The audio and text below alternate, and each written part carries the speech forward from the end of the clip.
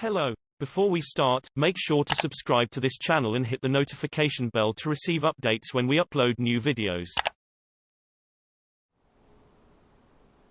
Audi E-Tron Sportback debut smooth shape and Sci-Fi headlights. When you see the new Audi E-Tron Sportback on the road, you may not recognize it instantly as an electric vehicle. Just like its conventional SUV-styled predecessor, the new Sportback doesn't flaunt its EV lifestyle. That said, if you see one at night and the headlights are doing weird stuff, there will be no doubt as to what's headed your way. More on that in a bit. For now, know that the newest electric Audi is pretty much exactly what we were expecting. The Sportback dishes up the same 402 horsepower dual-motor powertrain as the standard version, not to mention the same battery pack.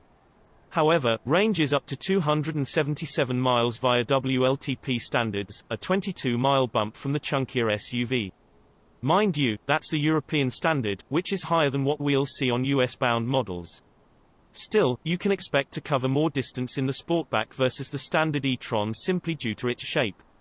Audi says the sloping coupe-like roofline is more efficient and accounts for a 6.2-mile bump in range all by itself. The smoother airflow does extract a small penalty for rear seat passengers, as headroom for the second row drops by 20 mm. Total cargo area for the Sportback is also down slightly versus the standard e-tron, but you'll still get 21.7 cubic feet of storage with the rear seats up, or 58.4 with them folded. Another Sportback enhancement comes with the optional virtual side mirrors, which replace the standard analog mirrors with cameras and further improve vehicle efficiency. Instead of checking the mirrors, drivers will check small displays positioned between the door and instrument panel that show what's behind and to the side. The mirrorless mirrors can also adjust automatically to different driving situations, such as turning sharp corners or backing up.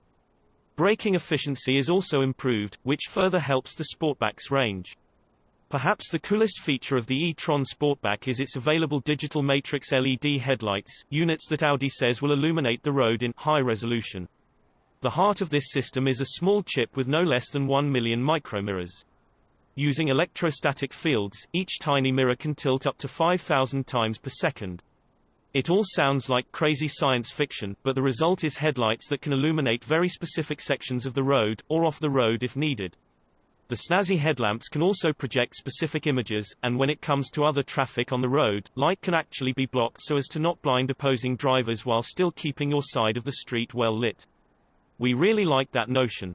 The new e-tron Sportback is slated to launch in Europe next spring, starting with a limited edition 1 model that will include S-line touches such as body-colored trim and exclusive 21-inch wheels. US pricing isn't available yet, but the e-tron Sportback will start at £71,350 across the pond. If some of those numbers sound familiar, it's because the e-tron Sportback will be built using the same electric drivetrain and battery as the e-tron SUV Audi revealed last year. The company is simply now using the platform it developed for the original e-tron to power a fastback-style sedan variant. Both e-trons represent the first flagship vehicles of Audi's forthcoming lineup of EVs, which is part of an even bigger push into the space by parent company Volkswagen. Audi says the higher-spec version of its new electric car will come to the United States in the middle of 2020. When it does, the e-tron Sportback will likely wind up with a far more conservative range figure, seeing as how the e-tron SUV received a 204-mile estimate from the EPA. That said, Audi claims the sedan styling has resulted in a lower drag coefficient, and says it's possible the vehicle will squeeze a few more miles out of the same 95 kWh battery pack. The e-tron Sportback's interior also mimics that of the e-tron SUV. There's a 12.3-inch digital instrument cluster behind the steering wheel, a 12.1-inch main touchscreen in the dashboard, and another 8.6-inch touchscreen below that for text input and climate controls. Audi's infotainment system also allows for voice controls, and Amazon Alexa is built in as well. Audi originally teased the e-tron Sportback in concept form back in 2017, but not much has changed since then. The biggest difference is Audi chose a more standard grille on the final production version of the e-tron Sportback over the concept version's gaping maw. Some of the styling of the bodywork has been toned down a bit, too, though the overall shape of the car looks very similar. The production version will even have virtual mirrors like the concept, at least in Europe. Virtual mirrors aren't currently allowed in the US, but regulators are considering changing that rule. It will also feature Audi's new LED matrix headlights, which the company says can dynamically illuminate the road with ultra precision. The e-Tron SUV has been relatively well received in the few short months that it's been available, and so it's not hard to imagine the Sportback version meeting a similar fate. That said, the e-Tron SUV's initial rollout did not go according to plan. The release of Audi's first EV was delayed for months due to battery supply issues, a disruption that also reportedly pushed back production of the Sportback. Once the e-Tron SUV did hit the market, Audi had to recall hundreds of vehicles due to a battery fire risk. The company says it has since resolved both issues.